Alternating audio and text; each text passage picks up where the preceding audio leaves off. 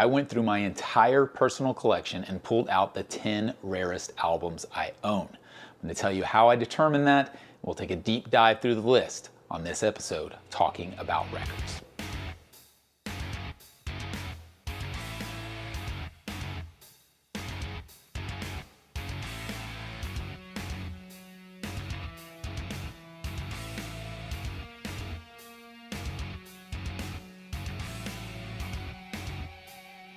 My name is G.I. Sanders from NTX Vinyl, a small chain of independent record stores in the Dallas-Fort Worth area. If you're ever in town, you're local, obviously stop by one of our shops. Or if you're in the US, you can shop with us anytime at ntxvinyl.com. Would appreciate it. Subscribe here on YouTube. Follow us across social media on Facebook and Instagram at NTX Vinyl is the handle. Today we are going to talk about the rarest albums in my collection. Now, first and foremost, let's talk about defining what rare means. I've talked about this before, and really for me, I think it all has to do with perspective. I see tens of thousands of records every year, and so what's rare to me might not be rare to you or vice versa. The more records you see, obviously, the more common some of them seem to be than others. But for this video in particular, I used a feature that Discogs has built in. So if you catalog your collection in Discogs, the way you do that is you go to each specific album, each specific pressing, if you want to get into detail, and you say that you have it, and you click a little button. I'll show the screenshot right here. So when you click that button right there, that then adds it to your collection. The cool thing now is that it aggregates all of the people who have done that, all of the Discogs users, and then you can tell how many people, quote unquote, have the same record as you. Now, I understand that not everybody uses Discogs, but this is the best data we have. It's the biggest online platform in the world for record collectors. So it's the best indication for me as far as rarity is, how many other people have this record, not necessarily valuable, because rarity doesn't always equal value. It a lot of times does. But in this case, I will tell you, some of these albums aren't my most valuable albums if you're going to look at data as far as what has sold at what price, but they are rare based on how many people say they own them. Now, anybody can say they own an album. You can go into Discogs right now and you can click that button and add anything you want to your collection, whether you actually own it or not. Again, grain of salt, I understand that. But let's basically go into the assumption that most people who use Discogs and who take the painstaking hours and days and years to enter all of their collection into the Discogs app, let's say that they're not trying to cheat the system, and what they say they have is actually what they have, right? So it was interesting going through these, because I obviously I sorted it first. You can't sort by this, so there's no way you can sort your collection by the number of people that have your records. At least I don't think you can, but you can sort it by value. So what I did was I sorted it by value and went through the first many pages of my collection and found the ones that had the lowest number of people who said they have it. So that's how I defined it, and I'm going to show you each one from the Discogs platform as I pull them up. So of all of these records, we're going to start with one. So what I ended up figuring out is the rarest ones in my collection are ones that people have, they're 500 or less. So 500 or less people claim to own these albums, claim to have these albums in their collection. The first one we're going to start with, and we do our top 10. I'm going to count it down. I'll tell you, the first one's 423 people say they have this first one, all the way down to 6 people say they have, or maybe even below that, and I'll tell you why that is. But this first one, 423 people say they have this album from 1986. It's actually a compilation. It's the only compilation on the list, I believe. This is Deep Six. If you know what this is, you know what it is, right? If you don't, I'll tell you about it. It's from 1986, and this is pretty much regarded as the first documented collection of artists and songs of the grunge era, right? We're going back to 1986. Now, there were plenty of full-length albums that came out at that time. Sub Pop wasn't even formed yet. But this came out on CZ Records, and as you can see, it features Green River, Malfunction, The Melvins, Skinyard, Soundgarden, Human. An amazing compilation. I don't think on this one, or maybe any of these, is the number of pressed actually available. And that's pretty common. It's more common these days to know how many are pressed of a certain album because people are always clamoring for that information. But going back, the 80s or 90s or whatever, and certainly back before that, you never knew how many were pressed. So I have no idea if thousands of these were made or only a couple hundred made. All I know is that 423 people say that they own it.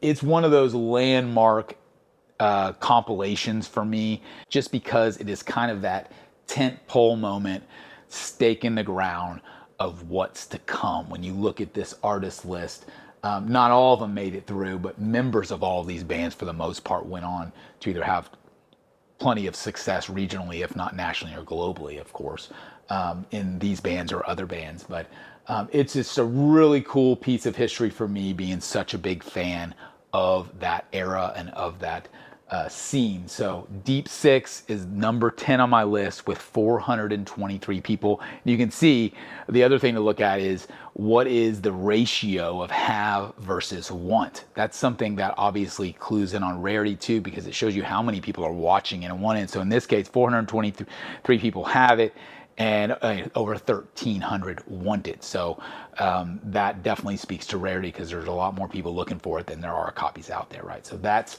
number 10 on the list, Deep Six from 1986. Number 9 on the list, moving along to 1999. This one surprised me because I've got another album in my collection that is quote unquote more valuable from this artist. But this one, according to the haves and the wants, is much more rare. The album I'm referencing is Wildflowers by Tom Petty, which came out in 95, but a lot more people have that original pressing. It's been reissued. This has been reissued as well. But Echo by Tom Petty, only 358 people claim to have this original 1999 US pressing. Just a beautiful record, really underrated in my opinion. The whole period of Petty in the 90s, early 2000s, I think is really his peak from a songwriting perspective. I think obviously Wildflowers and Echo and The Last DJ are all really great albums that are underappreciated. This one kind of, again, surprised me because I always thought Wildflowers was the rare one in the Petty catalog as it pertains to original pressings. But again, this one seems much more rare unless people just don't have it marked that they own it. But it kind of makes sense because, again, in 1999, if you know anything about the history of vinyl production, that is definitely the dark days of vinyl, because CDs had completely taken over by that point. And pretty much between 95 and let's say 2010, just there's very little going on from a vinyl production standpoint. So I think this being from 99 is really what makes it super rare.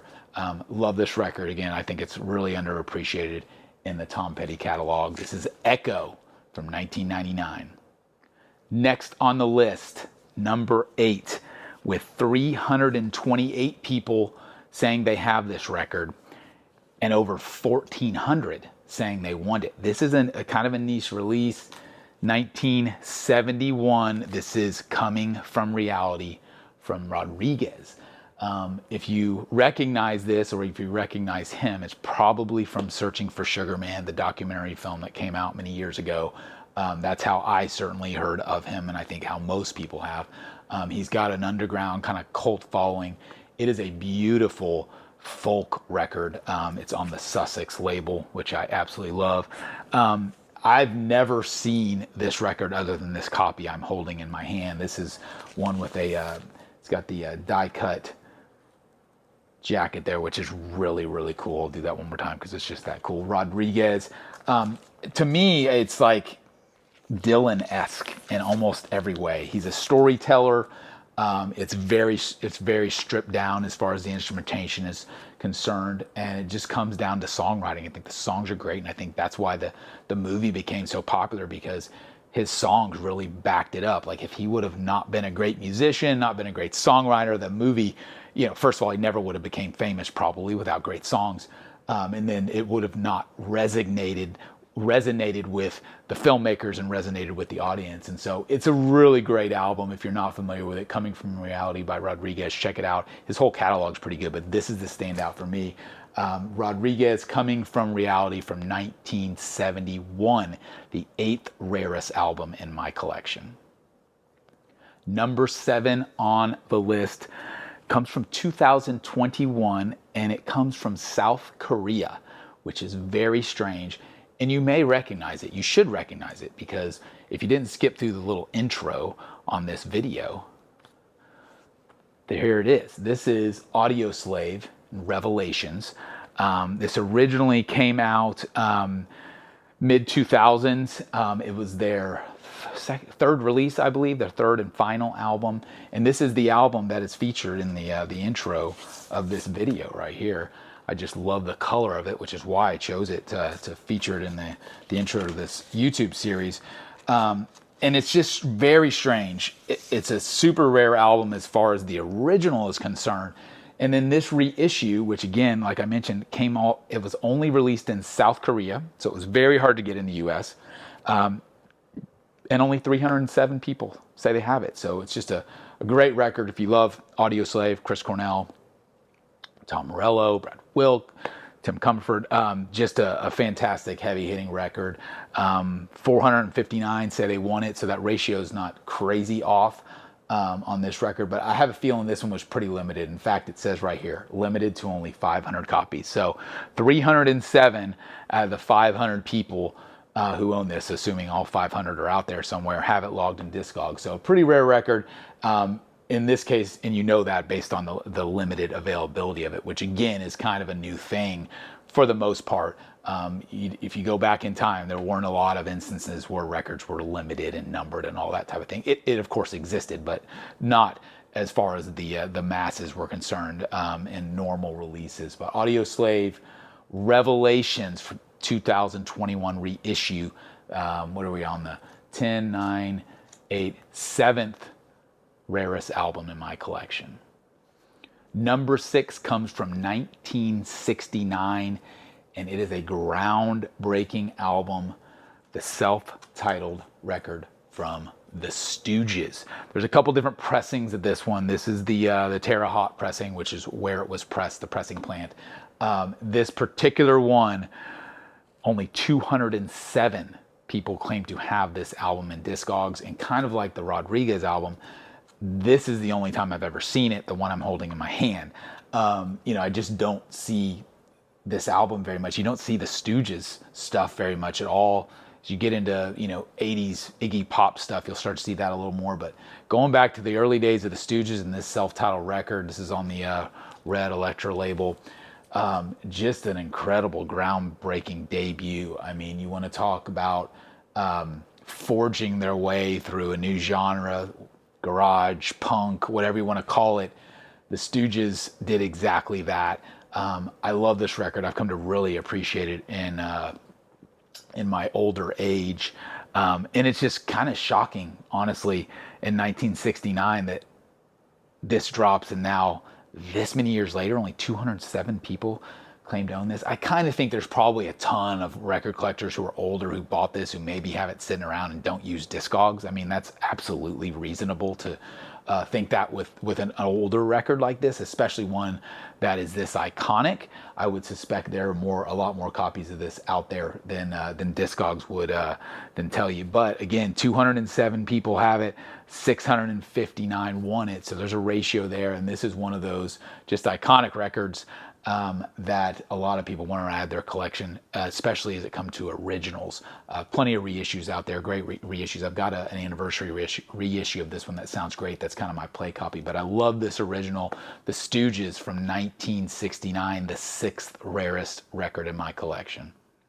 Number 5 on the list is another modern record. This actually comes from 2023. It's an album that I had wanted for a long time, definitely had on my want list, but the original pressing, I guess, was very limited. It was very hard to come by. Never pulled the trigger because it was several $100s. The Clarence Greenwood Recordings by Citizen Cope. You may not have heard this album. It is a beautiful record. It was finally reissued in 2023 only from the artist's web store. It wasn't available via retail. 207 claimed to have this. Only 115 want it. I want to say it was limited to maybe 500 copies. As you can see, oh, I'm sorry, it's limited to 1,000. It's numbered right there. This is number 87 of 1,000. They were all signed by the artist, which is a nice touch, especially when you're paying a premium. When this was a premium, it was like a $100 plus record, from what I remember. If you're not familiar with Cope, great songwriter, rootsy, a little bit folksy, but some R&B vibe in there as well. Definitely some soul, a great voice, and this is definitely this is the one to own. Like, he's got a great catalog. He's still a very active artist today, but if you've never heard of him, this is the one to start with. It's rarely available to stream, stuff like that, but the LP is very hard to pick up. I don't know, he may still be selling them on his website, but they're super expensive. So yeah, if you can track down Citizen Cope, do it. Only 207 people have the Clarence Greenwood recording from Citizen Cope, the 5th rarest album in my collection. Number 4 on the list comes from 2015. It was an exclusive to the band's fan club, I believe, or I say the band's. You'll know why that makes sense in a minute. But only 202 people on Discogs claim to have Sonic Evolution.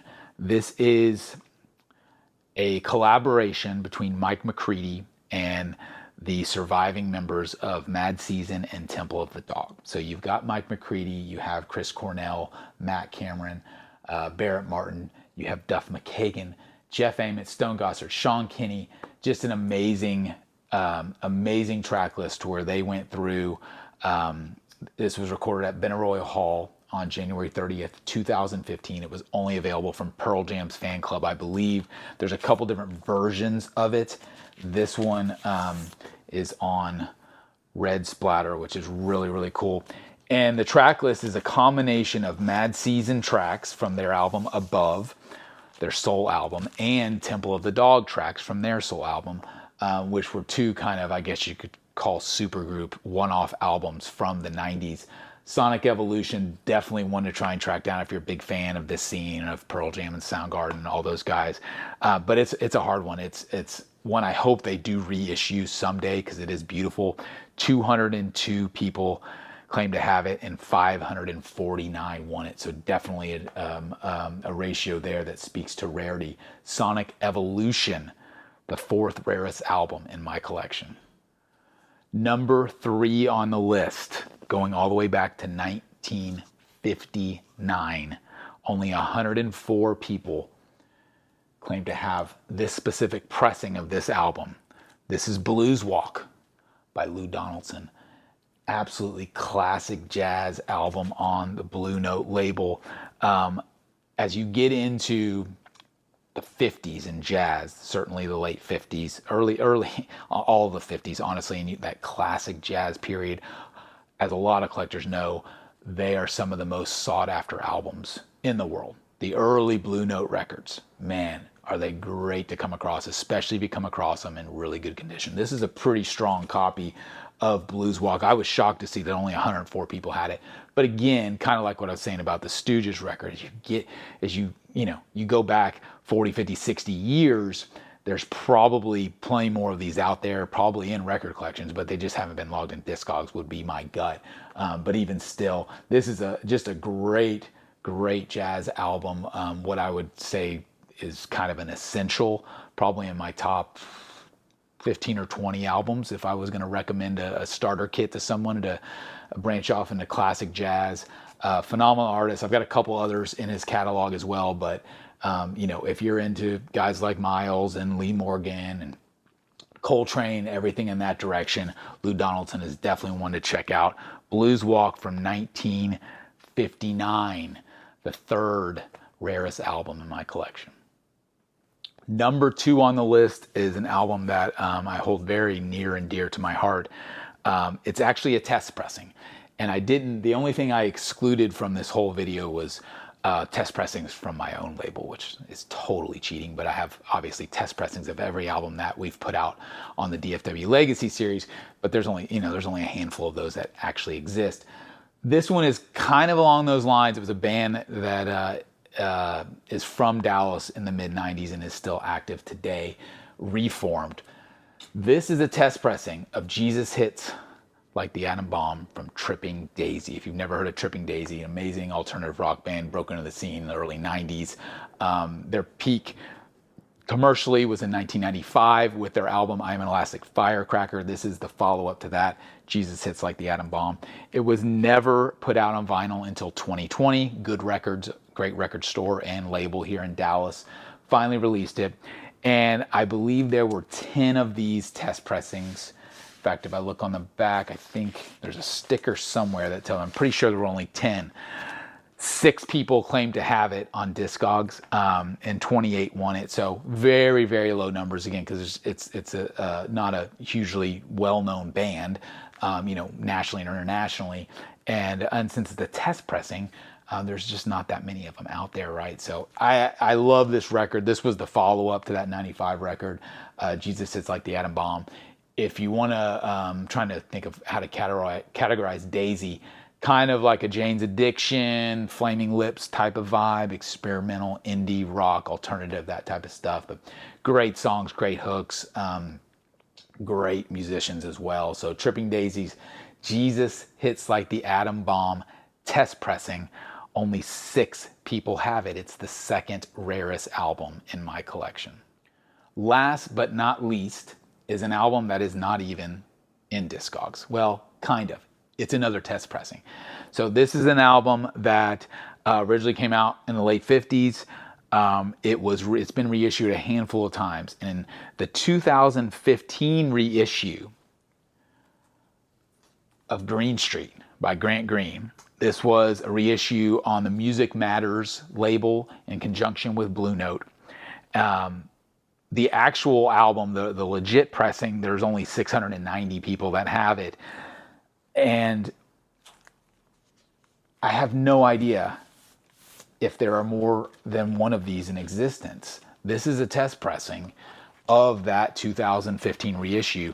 The Dead Wax matrix numbers match it exactly. So this is an RTI test pressing, and it's kind of shocking to me that it's not in Discogs, because I'm not naive to think I have the only one in the world. Surely there were more people who reviewed this album, because that's what test pressings are for. Typically, test pressings come in batches of 5 or 10 maybe. I mean, if it's a really popular release, maybe they'll do 20 test pressings or something, if they're intending on maybe selling some of them. Back in 2015, I don't really think that was a thing. That, most of these end up in collections of people who work with the label, the artists themselves, if they're still around, obviously, things like that. So test pressings are very elusive. They are known to be of the highest quality because they are the first ones off the press. They're pressed completely separately in a lot of cases than the main pressing. So I don't know how many other people have this 2015 Music Matters test pressing of Green Street, but it's not even listed on Discogs, so I'm just going to go with one, and that's me. If you've got one, let me know, or if you know if another one exists. I could probably hit up Blue Note or hit up Music Matters and try and figure out if more of these were produced. I haven't done that, but the good thing is for me is that it's one of my absolute favorite jazz records. So when I came across this, I was excited to find a copy of it. First off, and in fact, the fun part was that all I found initially was the jacket. I found the jacket and I thought, oh man, that is a beautiful copy of Green Street. And I knew it wasn't an original because I could tell by the gloss of the jacket. I could tell by the tip-on jacket, just everything. So I knew it was a reissue, and I was like, that's fantastic. Unfortunately, there was no record in it. So I went through the rest of the collection. It was a larger collection I bought, and eventually found this. It had gotten separated, and so I just keep them together because I knew they were one piece. But it's a beautiful piece of history.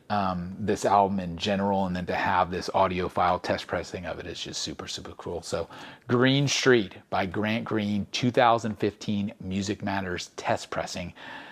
easily the rarest album in my collection, I believe. So there you go, 10 of the rarest albums in my collection according to Discogs.